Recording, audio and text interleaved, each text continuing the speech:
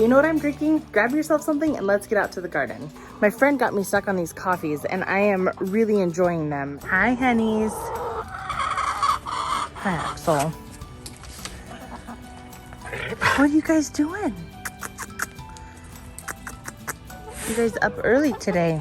So we have this flock here that are Rhode Island Reds, Easter Eggers, and then we have this new little flock. No, these two new little birds.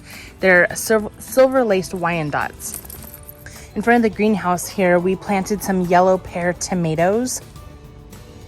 And they are doing good. This one probably needs to be pruned. You don't want these leaves that are, like, if they're touching the ground like that, take them off of there. It just causes more disease and things like that can happen. All right, so over here on the side of the house, we put in this little like rock garden. And this is doing really well. Especially, check out this little flower here. Is that not beautiful?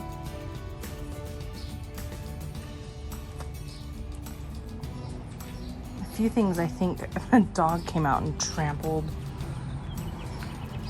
So it's like this hosta here. I think the dog got a hold of that and stepped on it. We planted some flowers in our hanging baskets. All right, let's get in here and see what we have going on in the garden today. I will tell you this, if you have a garden, you need to be out in your garden every day. You don't have to water necessarily every day, but you do need to go out and just check and see how it's coming. So these are my clematises.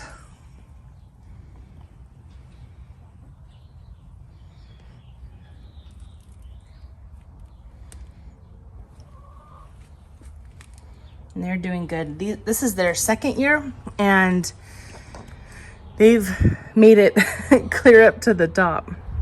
Let's see, where should we start? Well, let's start in this garden bed here. So we like to call this our Peter Rabbit garden. It's just perennials and flowers and such that they'll come back every year. Our peonies are blooming. You can see they look lovely this morning. I've heard that peonies on their third year, you can start using them as cut flowers. So that's kind of my goal next year. This is only their second year. And then got these big, beautiful flowers that are just starting to open and bloom. Of course, the columbines they're done for now, but some of my other things are blooming, which I'm excited because we have family coming, and so everything will be nice and pretty when they come, hopefully. Down here we have garden beds that both of my boys made with Dad, and they actually asked for little spots so that they could each have some plants of their own, and so that's what we have down here. Let's see, let's go back. This here and that, those two bushes, those are elderberries, and they are doing really good. I bought them online last year and planted them, and they do pretty good so far. All right, so let's take a look at the Ruth Stout potato garden. I kind of have mixed feelings about this. First of all, it's messy, and it feels messy, and it looks messy, and I'm kind of over that aspect of it. However, we are getting some potatoes coming in. So there's a potato there, and then down here there's a bunch of potatoes. Now, I'm not really sure if this is just user error and maybe I piled it on too dense or too heavy, but I feel like some of the potatoes are having a hard time getting up through the hay, because once you look at this, and I mean, we do have some good growth here, but along the way there's not really a lot of growth. And then you come over here, and this is our potato garden that we did in the raised metal ring with just soil, and it looks amazing. So I'm not sure if I'm going to do the Ruth Stout method again or not. This seems to have a lot better luck than this. So I don't know, you can figure out for yourself if you want to do Ruth Stout's method. One thing that I love about gardening is I love to try different things and just test out different ways and see what works. Sometimes you'd be surprised and you get really good success on something that you didn't really plan for.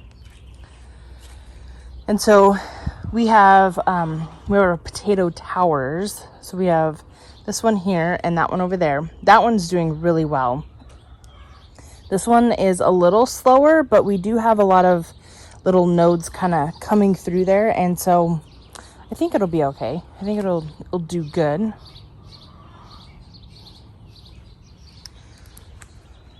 All right, so down in this metal bed we have raspberries and a blackberry, and they're coming back really well.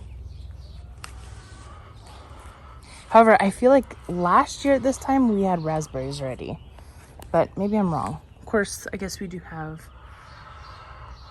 one coming right there. And then we have this bed over here. We need to do some weeding. This is like ridiculous, but it's okay. We'll get to it. This is real life, right? All right, so we have strawberries growing here in this bed, and it looks like we're starting to get a little bit of blushing on them. All right, so then we come into our main kind of garden area. And when we walk in, so we have our arches that come around here. And on each of the arches, we have beans and some squash growing. And then in this center whiskey barrel thing that we have here, we just have lettuce that we have let go to seed. And the reason for that is just it was kind of an old pack of lettuce that we got like on clearance, and we were just letting it go to seed to bring in some good pollinators. So this is my absolute favorite plant, I think. I don't know, it seems to be my favorite. So it gets these really big red blooms, and they're starting to open, as you can see. I believe this one is called a Jewish star. I think it would be a pretty cut flower because the stems are so long. And this is a perennial where we are. We're in zone 4, and it does come back every year. Oh, real life moment here. These are both dill, and I killed them. And I know what you're thinking, dill is very hard to kill, but I did not water it very well, and I threw it in the ground hoping to save it, and here we are with dead dill. So just so you know, not everything is a win. So let's see, we have some chives and herbs and things like that, along with our tomatoes. You can see our tomatoes are getting really big now. And they are starting to vine up the string trellis. So you can see here we have the string trellis anchored into the ground, and then we have it wrapping around the tomato plant. And so every day we kind of, as long as there's growth, we just kind of come around and keep trellising up a little bit higher. One thing I want to tell you about tomatoes is if you have indeterminate tomatoes, make sure you're plucking this little growth out of the armpit. Pluck that off of there. You don't need that on there. It's just gonna suck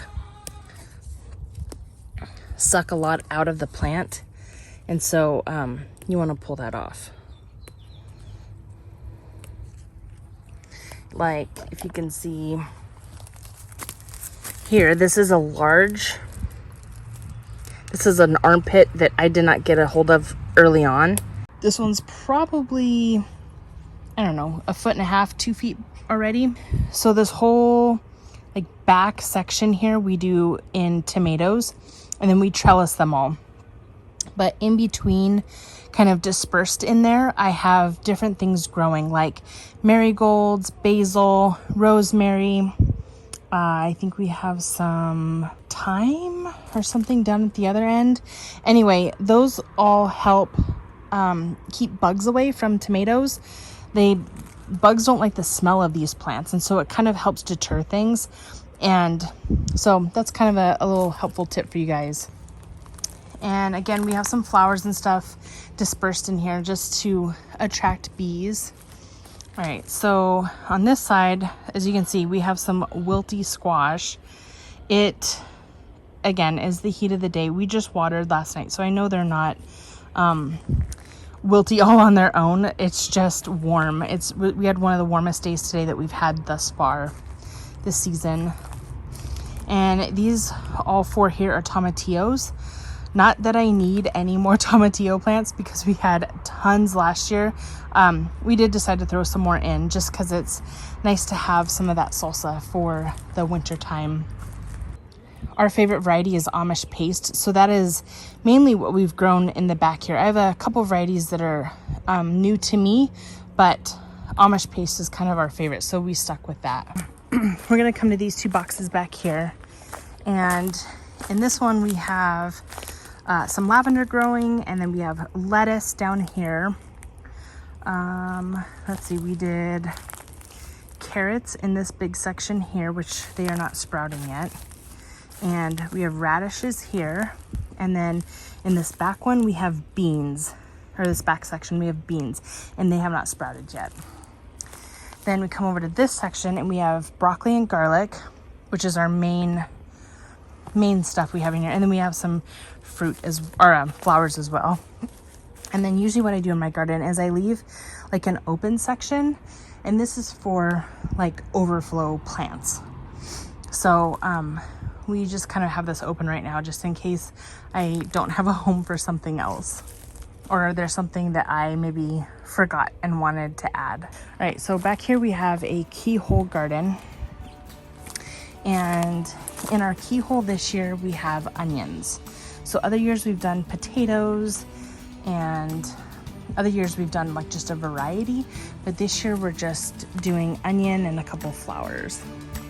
So those are all coming in nicely.